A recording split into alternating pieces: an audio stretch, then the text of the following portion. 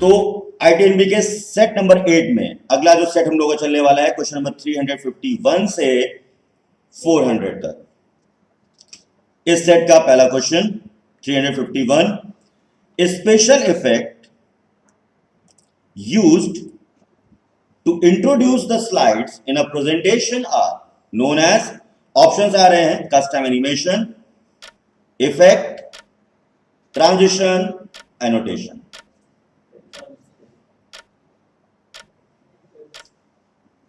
चलिए मूव करते हैं। ट्रांजिशन जो होता है वो स्पेशल इफेक्ट की कैटेगरी में आता है। स्पेशल इफेक्ट क्या है, किस लगे, special effect used to introduce the slide, ये था मेन लाइन इसकी। क्वेश्चन को ब्रेक करके देखेंगे, अगर इसने लिखा होता special effect used to object of slide तो एनिमेशन होता, ऑब्जेक्ट ऑफ स्लाइड अगर होता या कंटेंट ऑफ स्लाइड होता अगर, तो यहां पर एनिमेशन ऑप्शन होता। अब उसने कहा introduce slide in a presentation, यानी ड्यूरिंग अ प्रेजेंटेशन स्लाइड कैसे आए, घूमते हुए आए, जूम करके आए, तो that is called as transition, जिसमें कुछ मोशन इफेक्ट्स होते हैं कि एक स्लाइड के बाद दूसरी स्लाइड कैसे स्क्रीन पर आएगी, ये डिसाइड करना होता है आपको। ठीक है, now move on the next question 352, object on the slide that hold text are called, options दिए जा रहे हैं आपके, object holder, place holder, auto layout और टेक्स्ट होल्डर। तो सोचने के टाइम दे रहा हूं, अब टाइमर ऑन करता हूं यहां पर, एक एक ऑप्शन की वर्किंग। तो ध्यान रखना ऑब्जेक्ट होल्डर कुछ होता नहीं है, टेक्स्ट होल्डर बॉक्स के अंदर ही टेक्स्ट बॉक्स को बोल सकते हैं, बट दोनों को साथ में कि एक बॉक्स के अंदर जो कुछ हो सकता है वो क्या होगा, हमारा प्लेस होल्डर होगा। ये कुछ एक सिंबल यहां पर दिया होगा, ठीक है, all these are known as the place holder, जिन्होंने एक स्पेसिफिक लोकेशन पहले सेट कर रखी है कि भैया बाय डिफॉल्ट टेक्स्ट यहां टाइप कर दो, this is known as the place holder. अब इसको उठा के ऊपर नीचे रखा जा सकता है कहीं। नाउ नेक्स्ट है आपका यहां पर, which of the following provides a printed copy of your slides. आपके ऑप्शंस हैं आउटलाइन, स्पीकर नोट्स, नोट्स और हैंड आउट और none of these. Simple question, मैंने शायद जल्दी बोल दिया, सिंपल क्वेश्चन। प्रिंटेड कॉपी बोला गया था तो आउटलाइन कुछ होता ही नहीं है, आउटलाइन फीचर जो है राइटर या इसमें नहीं है, और ये आउटलाइन फीचर मिलेगा तो ऑनलाइन यानी व्यू के अंदर मिलेगा, बट हमें बात क्या कर रहा था, प्रिंटेड कॉपी के लिए। डन, तो नोट्स और हैंड आउट के फॉर्म में हम क्या कर सकते हैं, उनका प्रिंट आउट निकाल सकते हैं। नोट्स और हैंड आउट ऑप्शन यूज करने का फायदा ये मिलेगा कि आप मल्टीपल स्लाइड्स को, जैसे अभी बात हुई थी ना 6 स्लाइडों को एक साथ निकाला जा सकता है, तो उनकी सेटिंग्स हम लोग कर सकते हैं। नाउ नेक्स्ट क्वेश्चन है आपका 354, full form of USB is, इस पे कोई एक्सप्लेनेशन की जरूरत नहीं है। यूनिट सीरियल बस, यूनाइटेड सीरियल बस, यूनियन सीरियल बस और नन। सही पता होगा तो ऑप्शन पता है, तो करेक्ट आंसर है यूनिवर्सल सीरियल बस, नॉट ऑल दिस। ठीक है, ये क्या है, प्लग एंड प्ले के लिए रहता है। नेक्स्ट है आपका यहां पर क्वेश्चन नंबर 355, द बेस और radix of hexadecimal number is. तो नंबर सिस्टम्स के क्वेश्चंस में एक बार देखना होगा, तो हेक्साडेसिमल नंबर सिस्टम का बेस है 10, 12, 16 और 8।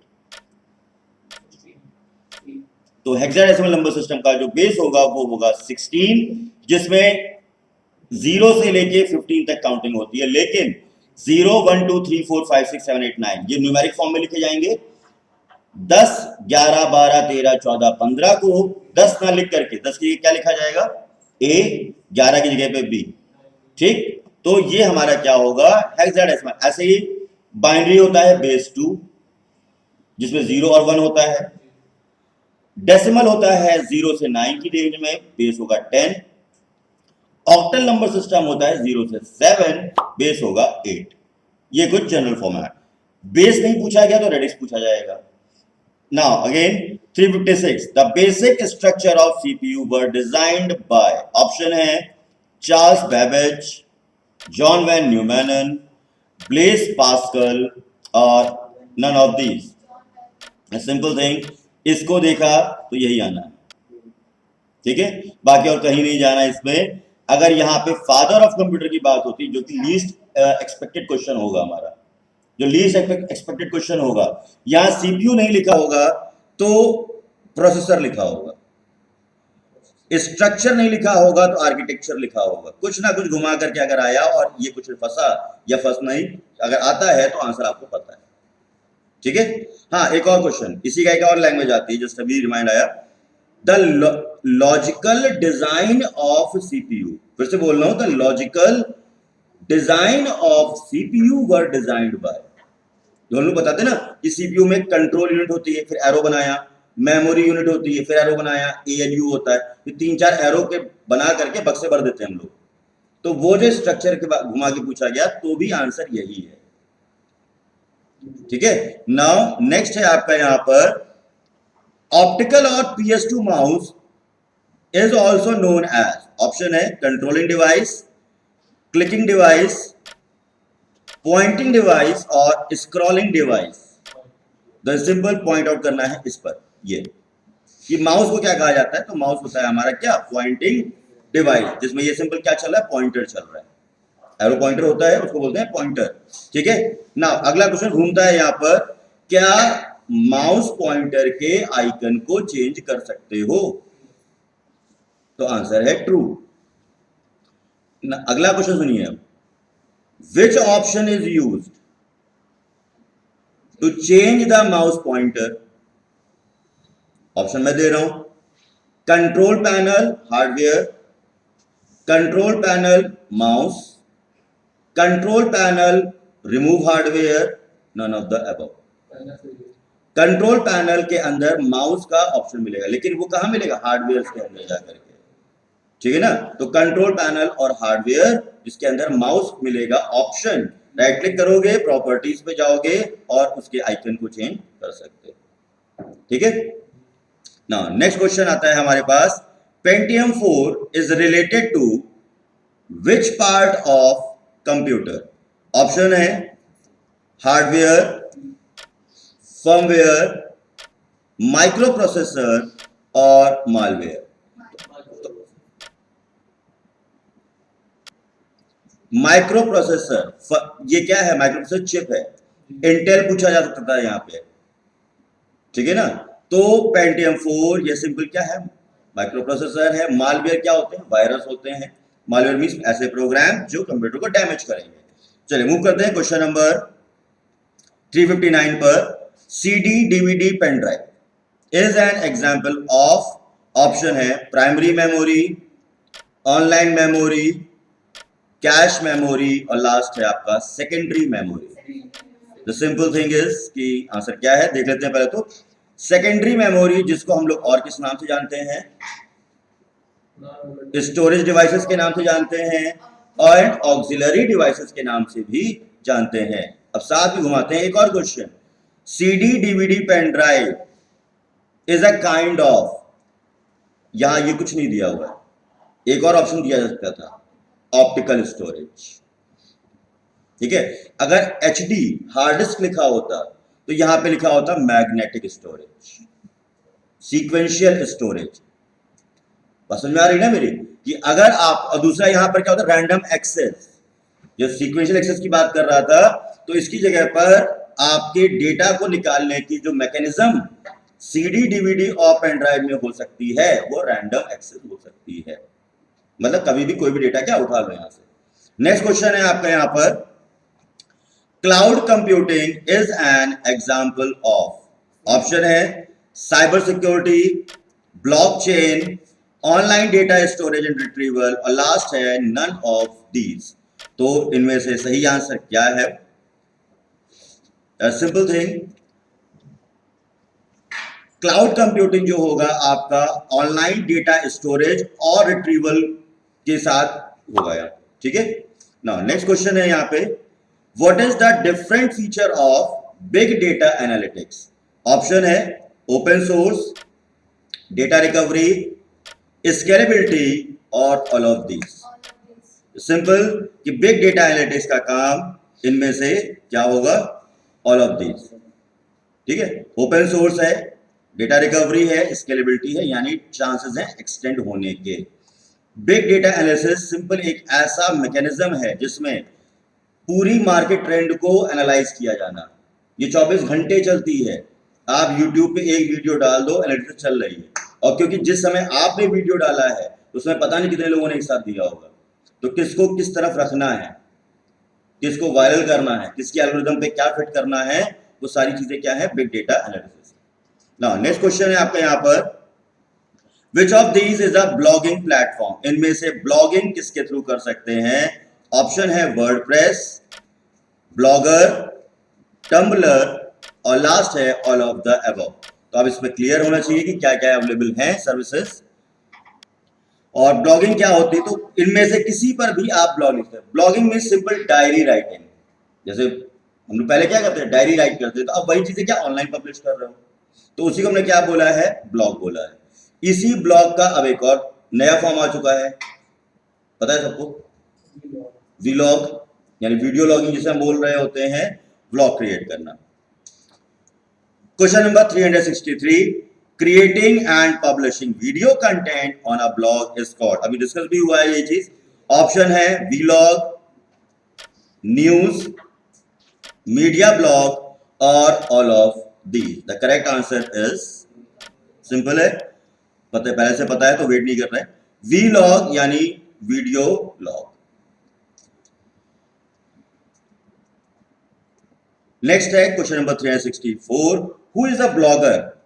ऑप्शन है person who consume blogs, online user, reviewer of blog और नन ऑफ दीज। तो इनमें से कुछ नहीं है।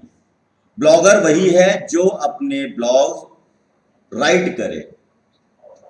ऑथर अगर यहां पे लिखा होता ऑनलाइन ऑथर तो वो सही आंसर होता, या कुछ और लिखा होता the person who right their thoughts, तो वो ब्लॉगर माना जाता। द पर्सन हु शूट और रिकॉर्ड एनी इंस्टेंस, वो ब्लॉगर माना जाता, भले उसकी कैटेगरी व्लॉगर चली जाती है। ठीक है, तो ऑनलाइन यूजर, रिव्यूअर कोई ब्लॉगर होगा नहीं, तो रिव्यूअर क्या होता है, क्लाइंट होता है। ठीक है ना, नॉर्मल यूजर्स होंगे। कंज्यूम जैसा शब्द ब्लॉग के लिए होता ही नहीं। Blog is not a physical content. Next है आपका यहां पर, what are the benefits of blogging? Options हैं reach to a wider audience, create app, commenting on blogs and none of these. The simple thing, नाम से समझ में आ रहा है हमें करना क्या, हम बना क्यों रहे हैं ब्लॉग, इसीलिए तो बना रहे हैं, reach to a wider audience, ताकि हम, अच्छा इसमें आप प्रोफेशनल कंटेंट, एंटरटेनमेंट कंटेंट, यानी हर वेबसाइट आपको जो ये दे रही है फैसिलिटी ऑनलाइन अपने आप को पब्लिश करने की, तो वो देख रही है कंटेंट क्या डिलीवर कर और किस कैटेगरी में उसको रखना है जाकर के। नेक्स्ट है आपका यहां पर, the first page of a blog post is. Options है blog post .html, index.html, main.html और लास्ट है header.html। इसमें और इसमें कंफ्यूजन था, तो इंडेक्स लिखा होता, अगर इंडेक्स नहीं लिखा होता तो होम पेज लिखा होता। ये ब्लॉग पोस्ट नहीं लिखा होता, यहां पे सिर्फ इतना लिखा होता, the first page of any website, the first page of any website, तो भी यही आंसर होता, या तो इंडेक्स होता या तो होम होता। नाउ नेक्स्ट है आपका यहां पर, the process of editing content to rank it better on Google search, result is known as. Options हैं search edit, Google index updating, SEO, all of these. तो करेक्ट आंसर क्या है आपका, SEO, सर्च इंजन ऑप्टिमाइजेशन, जो आने वाले हर search को क्या कर रही है, ऑप्टिमाइज। ये करती कैसे होगी, इसका प्रोसेस, थ्योरी बहुत लंबी है, बस एक दो सेंटेंसेस में खत्म करने की कोशिश कर रहा हूं इसको मैं, वैसे कॉन्सेप्ट बहुत बड़ा है। सर्च इंजन ऑप्टिमाइजेशन क्या कर रही है, अगर आप कुछ चीजों को स्पेसिफिकली बार बार सर्च कर रहे हो तो वो अपनी एक तरीके की कैश मेमोरी क्रिएट कर ले कि मार्केट ट्रेंड के अकॉर्डिंग आपको दोबारा ही उतना टाइम नहीं लगेगा। भाई सपोज आज आपको किसी को प्रोडक्ट को सर्च करने में 5 मिनट लग गए और दोबारा आप उसको सर्च करोगे तो आप वो क्या करेगा, जल्द से जल्द उसी को उठा करके पहले दे देगा, भाई इसी को देख लो तुम, ठीक है, तो वो क्या कर रही है, ताकि सर्च इंजन में हाई रैंकिंग यानी टॉप पे किसको लेके जाऊंगा। अब जाहिर सी बात है, जो प्रोडक्ट सबसे ज्यादा सर्च किया जाता है वो ऑटोमेटिकली टॉप पे आ जाएगा। आप कुछ मत करो, आप एक स्मार्टफोन खोजो अंडर 10,000 जो उस समय का मोस्ट पॉपुलर मार्केट में चल रहा होगा, यानी जिसकी सर्चिंग सबसे ज्यादा हाई होगी, जिसको सबसे ज्यादा लोग सर्च कर रहे होंगे, वो आपको सबसे पहले दिखेगा, चाहे कोई भी सर्च करे दुनिया में। ठीक है, नाउ नेक्स्ट क्वेश्चन है आपका, what is the full form of SMM?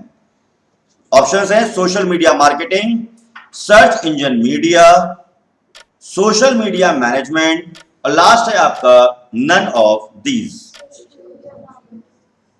Check कर लेते हैं, सोशल मीडिया मार्केटिंग या डिजिटल मार्केटिंग भी इसको बोलते हैं। ठीक है ना, तो ये किसी भी प्रोडक्ट, बिजनेस, ब्रांड या पर्सन को प्रमोट करने के लिए इसका सोशल मीडिया का इस्तेमाल कर रहा होगा। It is a part of digital marketing और it is also known as the subset of digital marketing. Questions के सेंटेंसेस को ध्यान से समझ लीजिए। Now DigiLocker tool is connected with, अब डिजिलॉकर टूल किससे कनेक्ट है? आपके ऑप्शंस हैं from Aadhaar card, from PAN card, from mobile number, last है बोथ A and C। तो सिंपल है आपका, डिजिलॉकर या कोई भी गवर्नमेंट सर्विस इन्हीं दोनों से कनेक्ट होगी, सॉरी इन्हीं तीनों से। तो डिजिलॉकर फिलहाल कनेक्ट होता है आपका A आधार कार्ड और C मोबाइल नंबर। ठीक है ना, नेक्स्ट है आपका यहां पर A or an option blank allows user to send an attachment file with email to multiple user। Options है आपके ड्राफ्ट, CC, सेंट और अटैचमेंट। सेंट तो बटन है, यानी सेंट क्या था? ऑप्शन था। CC यानी कार्बन कॉपी, जिसके थ्रू आप मल्टीपल यूजर्स को एक साथ ईमेल कर सकते हो। और इसमें क्या होगा, कार्बन कॉपी वाले फीचर में हर यूजर को पता होगा कि ये बाकी कितने लोगों को फॉरवर्ड किया गया है।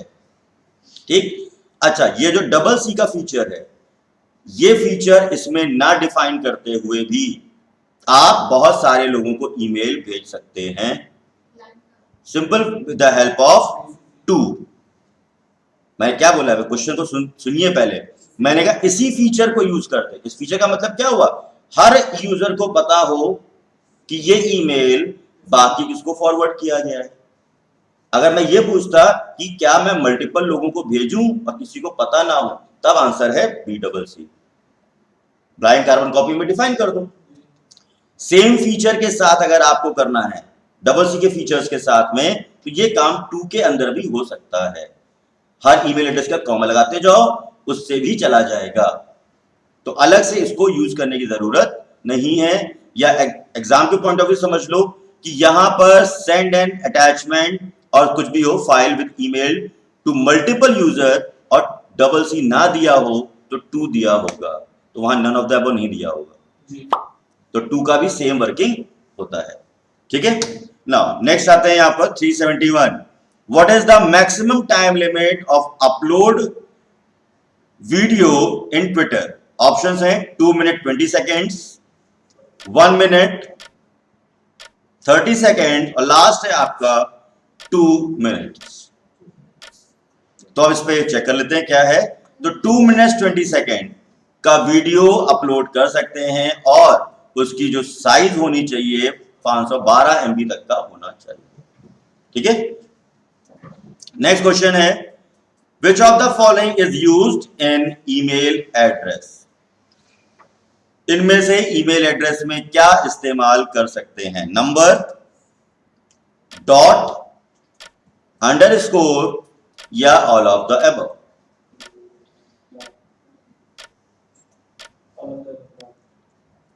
सिंपल, सभी चीजें इस्तेमाल कर सकते हैं एक यूजर नेम या एक ईमेल एड्रेस को बनाने के लिए। ठीक है, नेक्स्ट है आपका यहां पर, which technology is used in optical disk for data reading and writing? Mechanical, electrical, laser और इलेक्ट्रोमैग्नेटिक? ऑप्टिकल स्टोरेज के लिए जो भी रीडिंग और राइटिंग मैकेनिज्म होती है वो लेजर बीम होती है, ठीक है। मैकेनिकल अब यूज नहीं होती, अगर होती भी है तो आप मान के चलो कि हार्ड डिस्क में हो सकती है, बट इसका एक ऑल्टरनेट है ये, ठीक है ना। नेक्स्ट है आपका यहां पर EPROM can be used for, option है erasing content of ROM, both A and C. तो सी है क्या, देख लेते हैं, reconstructing content of ROM and duplicating the Rome.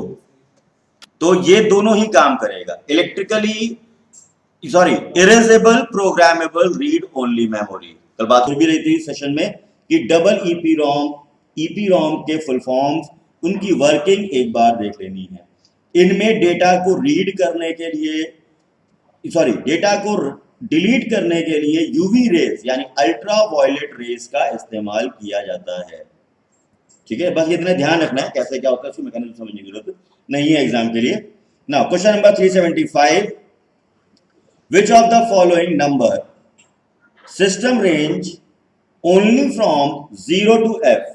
Option है बाइनरी, डेसिमल, ऑक्टल और लास्ट है हेक्साडेसिमल। तो 0 से f तक की अभी बात हुई थी कुछ, है ना, वो आपका कहां पे होगा, हेक्साडेसिमल नंबर सिस्टम में होगा।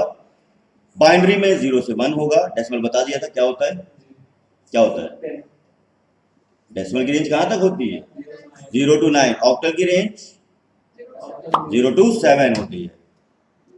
Question number 376, the process of arrange names of customer list in alphabetical order falls under the process of, options हैं अपडेटिंग, शॉर्टिंग, फिल्टर और कैलकुलेटिंग। तो सिंपल इसको पढ़ा और इन दोनों को मिला करके हम लोग को जो डिस्कशन ओवर करना था वो क्या है, शॉर्टिंग, ठीक है। नाउ नेक्स्ट है आपका यहां पर, which of the following is not an output device? Option है प्रिंटर, CRT मॉनिटर, LCD और नन।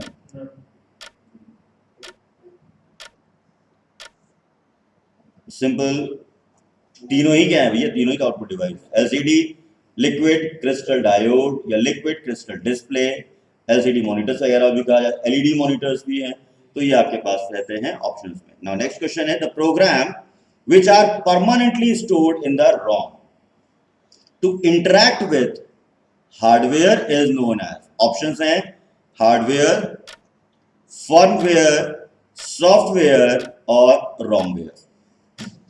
तो रोम के अंदर परमानेंटली कौन सा प्रोग्राम स्टोर रहता है? तो सिंपल क्या है आपके लिए, फर्मवेयर यानी ऐसा प्रोग्राम जो कंप्यूटर के हार्डवेयर या सॉफ्ट के लिए बनाया गया क्या है, सॉफ्टवेयर है। नेक्स्ट क्वेश्चन है आपका यहां पर क्वेश्चन नंबर 379,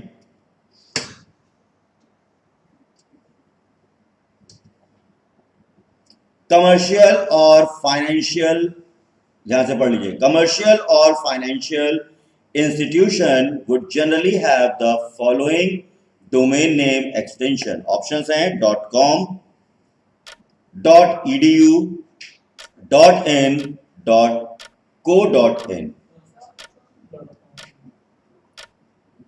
अब क्वेश्चन को सिंपल क्या किया गया, ट्विस्ट किया गया था, कमर्शियल और फाइनेंशियल लगा दिया गया बस, ठीक है ना।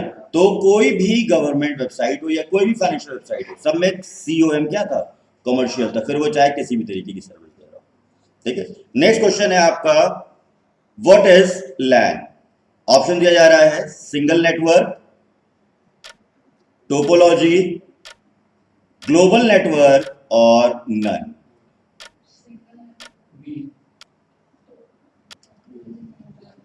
सिंगल नेटवर्क कोई शब्द नहीं होता, टोपोलॉजी अलग ही कॉन्सेप्ट चलता है, अरेंजमेंट ऑफ कंप्यूटर्स है, ग्लोबल इसके लिए तो यूज नहीं होता क्योंकि तो लोकल है भाई, फुल फॉर्म ही यही है, ठीक है ना।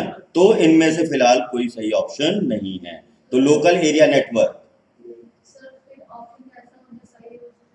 जी, यहां पे अगर दिया होता local area, what is local area network, a network of small area such as office और कैंपस।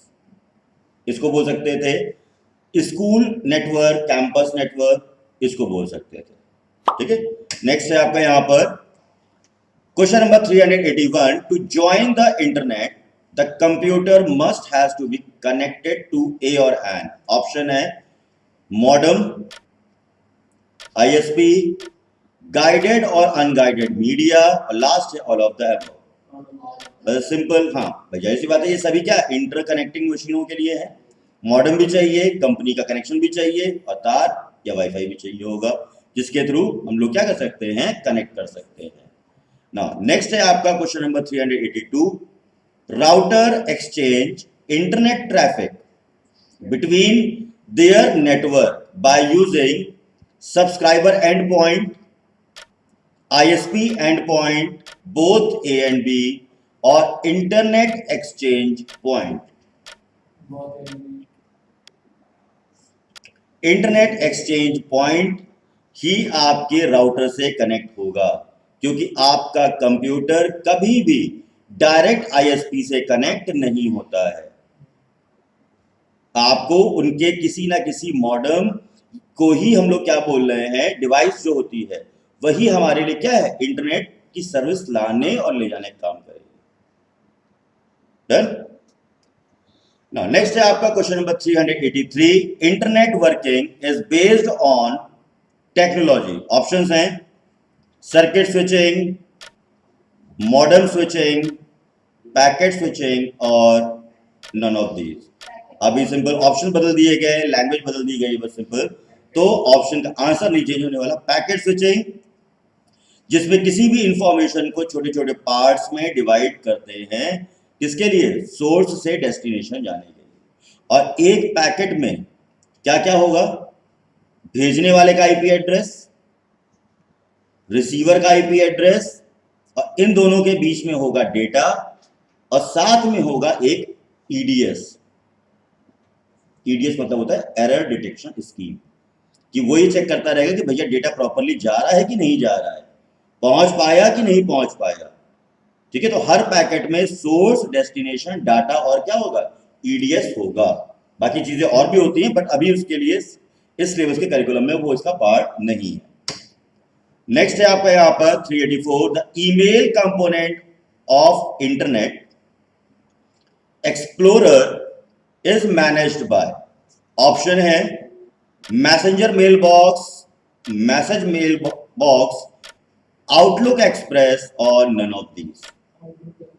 द सिंपल, इंटरनेट के थ्रू जो भी ईमेल्स वगैरह है उनको अगर आप स्टोर करना चाहते हो, या ये कह लो कि जीमेल के अकाउंट में जो भी कॉन्टैक्ट्स हैं, जो भी ईमेल्स हैं, उनको माइक्रोसॉफ्ट की सर्विस यूज करते हुए एक्सेस करना चाहते हो, तो वो आप कर सकते हो किससे, आउटलुक एक्सप्रेस से। इसके लिए आपको अलग से कोई अकाउंट नहीं बनाना है, सिर्फ आउटलुक में क्या करना है, अपने ईमेल को सिंक करना होता है। दोनों इसमें अंतर क्या है, ये जो मैं जीमेल पे ईमेल ओपन करता हूं, और अगर मैंने सपोज वही चीज आउटलुक में कॉन्फ़िगर कर ली है, तो क्या अंतर होगा दोनों में, सर्विस तो दोनों सेम दे रहे हैं, सिंकिंग भी दे रहा है वो भी, और ये भी दे रहा है। अंतर सिर्फ इतना है कि इसको अगर मैंने अपने सिस्टम पे लॉगिन कर दिया है और मुझे इसी समय पुराने किसी ईमेल को ओपन करने की जरूरत पड़ी, तो मैं ओपन कर सकता हूं, क्योंकि सिंकिंग और लॉगिन क्या है, ऑन है। और जीमेल के जो भी ईमेल्स हैं पुराने वाले, मैं नए वाले की बात ही नहीं कर रहा, अगर नया वाला आया होगा तो बट ऑब्वियस है तभी डिलीवर होगा जब नेट कनेक्शन ऑन होगा। मैं बात कर रहा हूं नेट कनेक्शन ना होने के केस में मैं क्या जीमेल पर अपने पुराने मेल एक्सेस कर सकता हूं, नहीं, लेकिन आउटलुक ये फैसिलिटी हमें दे देगा, क्योंकि वो क्या करेगा, एक डेटाबेस सेव कर लेगा और एक आउटलुक कॉन्टैक्ट भी बना देगा वहां पे। नेक्स्ट है आपका यहां पर 385, what is the mean by computer education. Option है knowing what a computer, knowing computer related term, ability to write computer program, ability to assemble the computer. तो simple, knowing computer related terms, भाई आपको simple उसके बारे में या उससे जुड़े हुए शब्दों के वोकैबुलरी के बारे में जानकारी होनी चाहिए। बाकी चीजें क्या है, वो तो स्किल्स का पार्ट है और उसमें एजुकेशन का पार्ट। ठीक है, नेक्स्ट क्वेश्चन है हमारा यहां पर question number 386। The blank is the physical path over which a message travels. Options हैं प्रोटोकॉल, सिग्नल, केबल और लास्ट है आपका चैनल। तो आइए चेक कर लेते हैं क्या है आपका यहां पर। The channel is the physical path. भाई दो लोगों के बीच में डेटा कम्युनिकेट या डेटा ट्रांसफर करना है, तो एक सेंडर होगा, एक रिसीवर होगा और बीच में क्या होगा, चैनल होगा। तो उस चैनल का को मुझे दिखाई दे रहा होगा चैनल, या भैया आप वाईफाई से जुड़े हुए हो, उसका भी नोटिफिकेशन कहीं ना कहीं विजिबिलिटी में होगा। आप किसी तार से जुड़े हुए हो, वो भी फिजिकल पाथ ही है।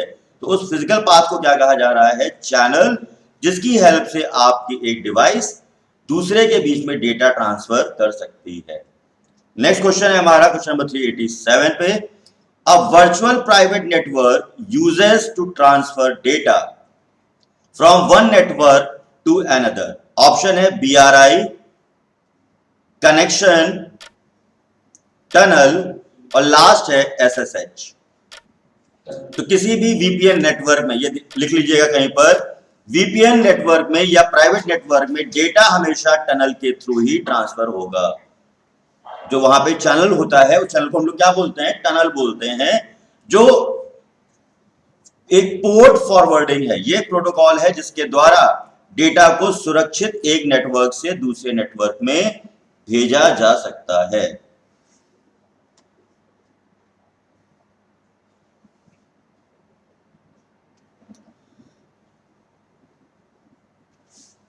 नाउ नेक्स्ट क्वेश्चन है हमारा, CD DVD is an example of. Option है आपके hard disk, magnetic disk, optical disk और लास्ट है फ्लॉपी डिस्क। तो अभी क्लियर हुआ था कि CD और DVD पे एक क्वेश्चन इस तरीके से भी आ सकता है, जिसमें से CD का फुल फॉर्म है कॉम्पैक्ट डिस्क, DVD का है डिजिटल वीडियो डिस्क या डिजिटल वर्सटाइल डिस्क।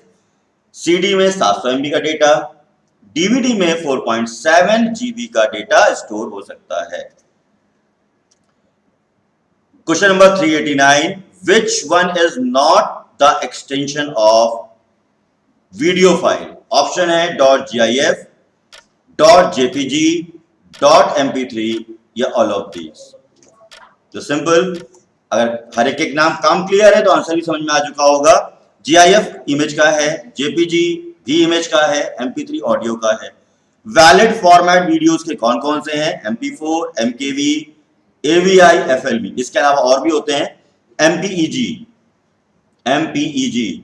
ठीक है ना। ये हमारे क्या होते हैं, सब वीडियो के फॉर्मेट होते हैं। ठीक है ना। नेक्स्ट है आपका यहां पर, what is the file extension of executable file to run any program. Option है .exe, .asp, .pub, .java। तो exe मींस एग्जीक्यूटेबल फाइल जो किसी भी सॉफ्टवेयर को रन कराने के लिए रहेगी।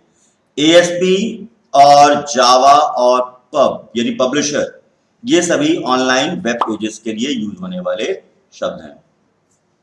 नेक्स्ट है आपके DNS is abbreviated form for. Options है digital name server, document name system, digital name server और domain name system. Simple domain name system जो IP एड्रेस और वेबसाइट नेम को आपस में मैच करा रहा होता है। क्वेश्चन नंबर 392 पे, which window program do you use to manage the file and folder और अदर फाइल्स। ऑप्शंस हैं एक्सेसरीज, कंट्रोल पैनल, ऑफिस और एक्सप्लोरर।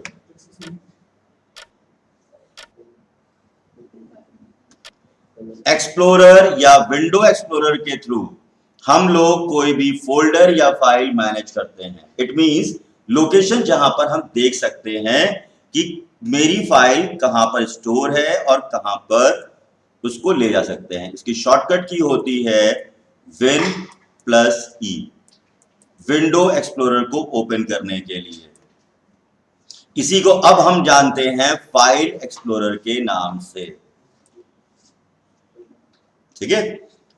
और विंडो एक्सप्लोरर शब्द विंडोज 95 वर्जन में यूज किया जाता था, जितना डेप्थ में जाने के लिए अभी फिलहाल है नहीं। तो विन प्लस ई से आपको क्या दी जाएगी, लोकेशन की, सी ड्राइव कहाँ है, डी ड्राइव में डेटा कहाँ है, कट कॉपी पेस्ट करनी है कोई भी फाइल, ड्रैग एंड ड्रॉप करना है, तो वो सारे फीचर्स यहाँ पर अवेलेबल रहेंगे आपके। नाउ नेक्स्ट है हमारे यहाँ पर 393 printer use blank that acts as a temporary memory that hold data before it is sent to the printer। अभी मैं इसका टाइमर नहीं ऑन कर रहा क्योंकि आपको पहले पूरा क्वेश्चन पढ़ने के थोड़ा टाइम दे रहा हूं कि आप यहां पर चेक कर लो कि क्या इसमें रहेगा।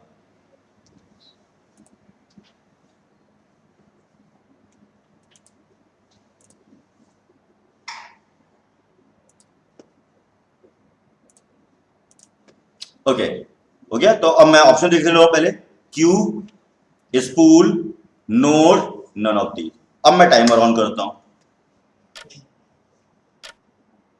अब इस क्वेश्चन का सिंपल सा मतलब था, प्रिंटर के पास भी छोटी सी मेमोरी है जिसके थ्रू वो याद रखने की कोशिश करती है कि कब किस पन्ने का प्रिंट आउट निकलना है, ठीक है। तो स्पूल, इसका फुल फॉर्म होता है simultaneous peripheral operation online. Simultaneous peripheral operation online, इसके थ्रू आप किसी भी फाइल को प्रिंटर पे भेजते हैं तो वो थोड़ी देर के लिए वहां पे रुकती है और अपने जितने भी पेजेस आपने भेजे थे उनको वन बाय वन क्यू में डाल करके क्या करता है, प्रिंटिंग पे डाल देगा।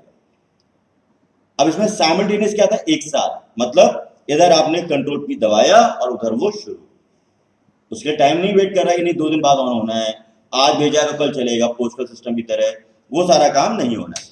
Question number 394, the primary purpose of software is to turn data into, option है वेबसाइट, प्रोग्राम्स, इंफॉर्मेशन, ऑब्जेक्ट्स।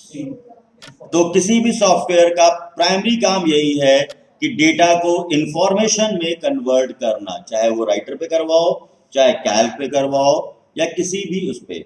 तो एक प्रोसेस होने के बाद कोई ना कोई रिजल्ट मुझे जरूर मिलेगा। और किसी भी रिजल्ट के 2 टाइप हो सकते हैं, एक होता है हार्ड कॉपी और एक होता है सॉफ्ट कॉपी। नेक्स्ट क्वेश्चन है question number 395, what is the nibble in data storage, 1 byte, 1 bit, 8 bits और 4 बिट्स। तो बिट्स और बाइट्स का जो खेल है उसमें 4 बिट्स जो होते हैं वो बनाते हैं एक निबल और 8 बिट्स मिलकर के बनाते हैं 1 बाइट। और इसी बाइट और बिट के ऊपर ही क्वेश्चन में कुछ फॉर्मेशन हो सकते हैं। जैसे हाईएस्ट स्टोरेज कैपेसिटी क्या होती है, अभी क्या चल रही है मार्केट पे, टेराबाइट। डन। मैक्सिमम जो चल रहा है वो क्या चल रहा है, टेराबाइट चल रहा है, टीबी। अगला रहता है byte is the smallest unit of data storage. Bit नहीं होती है, क्योंकि जब डेटा रीड और राइट होता है तो एक बटन दबाने पर कितने बिट्स जाएंगे, 8 बिट जाते हैं। 8 बिट मतलब होता है 1 बटन, ऐसे याद रखो। तो आपने 4 बटन दबाए मतलब 16 बिट गए हैं। 8 बिट गए ना एक बार में, तो 16 बिट गए। और बाइट कितने गए, 2 बाइट गए। 1 button 1 byte, 2 button 2 byte. Clear. तो डेटा की जो स्टोरेज की, डेटा स्टोर करने की जो स्मॉलेस्ट यूनिट है वो बाइट है, और डेटा ट्रांसमिशन की जो स्मॉलेस्ट यूनिट है वो बिट है। ये पॉइंट हमेशा याद रखिएगा कि डेटा स्टोरेज की जो सबसे स्मॉलेस्ट यूनिट होती है वो बाइट होती है, और डेटा ट्रांसमिशन की जो सबसे स्मॉलेस्ट यूनिट होती है वो बिट्स होती है, ना कि बाइट होती है। अगर आप अपने मोबाइल फोन पे या कहीं पर भी नेटवर्क देख रहे हो 1.11 kbps, तो उसका किलोबाइट पर सेकंड नहीं चल रहा है डेटा, किलोबिट पर सेकंड चल रहा है, क्योंकि डेटा 0-1 के फॉर्म में एक एक करके ट्रांसफर होता है, ठीक है ना। और जब रीड और राइट की बात आती है तो पूरा एक एक चंक मतलब एक एक ब्लॉक उठ करके आता है, जिसमें 8 बिट्स होते हैं। Question number 396, which one is not a type of topology? Option है बस, sorry, which one is a type of topology? Option है बस, लाइन, ट्रेन, डायमंड। तो ट्रेन तो किनारे कर दो, अब बस और ट्रेन में मिक्स हो गई तो कहां से होना है? लाइन नाम सुना नहीं। अब सारी टोपोलॉजी के नाम क्लियर है अगर आपको, तो आपको सारे पता होंगे। तो बस क्या है? एवो टोपोलॉजी है जिसमें कंप्यूटर्स लीनियर ऑर्डर में जुड़े होते हैं। बाकी टोपोलॉजीज हैं स्टार, रिंग, ट्री और मैश। नेक्स्ट है आपके पास question number 397, which one of the following is not a image file format? Option है .jpeg, .gif, .png, .img. The correct answer is .img is not any kind of image extension. GIF हो सकता है, JPG हो सकता है, JPG भी हो सकता है बिना ई के, PNG हो सकता है, और इसके अलावा अगर एक और ऐड करें तो BMP, बिटमैप पिक्चर, वो भी हो सकता है, TIFF, ये भी इमेज का फॉर्मेट है अब, ठीक है ना। तो इनके अलावा यहां पर कोई भी वैलिड फॉर्मेट नहीं है। नेक्स्ट है आपके पास question number 398, how many modes of calculation in a computer calculator? ये क्वेश्चन है आपका यहां पर, इससे पहले आप देख लो ऑप्शन कितने हैं। अब ये क्वेश्चन था ये विंडोज फंडामेंटल का, कि यहां पर कितने टाइप के कैलकुलेशन मोड होते हैं, ठीक है। ऑप्शन क्या दे रहा है? 2, 1, 4, 3। पहले आंसर देख लिया जाए, उसके बाद हम लोग यहां पे देखते हैं क्या है। तो फिलहाल कितने होंगे वैसे गेस कर लीजिए, तो दिखाई दूंगा मैं। ये समझ में आ रहा है क्या था? ये साइंटिफिक प्रोग्रामेबल, ठीक है। अब आंसर आ गया, 4 फीचर्स है यहां पर कंप्यूटर के अंदर, और यहां पर जो अभी मैंने कैल्क ओपन किया था वो दोबारा ओपन कर दे रहा हूं आपके लिए, और ये रहा इस क्वेश्चन का आंसर, 1, 2, 3, 4। स्टैंडर्ड तो बाय डिफॉल्ट है 1, 2, 3, 4। ये है आपके क्या कैलकुलेशन मोड, ठीक है। तो कंप्यूटर फंडामेंटल्स के पार्ट में इनको भी कवर किया जाता है। नेक्स्ट क्वेश्चन है 399, सेट नंबर 8 पर फिनिश होने पे हम लोग, विच of the following is the commonly used browser for internet surfing? तो इनमें से कौन सा है इंटरनेट को चलाने के लिए? ऑप्शन है Libre office, Microsoft Windows, Windows explorer, और नन ऑफ द अबव। तो ब्राउजर्स के नाम अगर पता है, जितने बताए थे, तो आंसर पता है आपको, या simple none of the above. Browser क्या है? एक ऐसा सॉफ्टवेयर जिसके थ्रू आप कोई भी वेबसाइट ओपन कर सकते हो, कोई भी आर्टिकल वगैरह ऑनलाइन पढ़ सकते हो। आइए मूव करते हैं लास्ट क्वेश्चन पर, question number 400, blank is used to compress file to reduce memory size. Option है archive, backup, file compression, last है index. Option file compression, archive, file compression. अब फाइल कंप्रेशन करते किससे हो, लास्ट में थोड़ा डिस्कशन कर लेते हैं।